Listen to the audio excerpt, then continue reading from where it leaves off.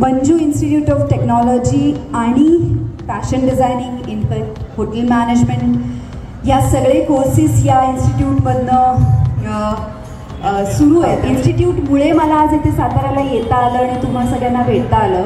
So मी खरंच मंजू इन्स्टिट्यूटच्या सर्व डिग्निटरीजचे खूप खूप खूप आभार व्यक्त करते. Thank you so much sir. मला नेहमी असं वाटतं की छोट्या शहरात आपण राहणारे मुलं मुली असतात ना, त्यांचे स्वप्न खूप मोठे असतात आणि त्यांना खरंच खूप खूप काही करायचं असतं.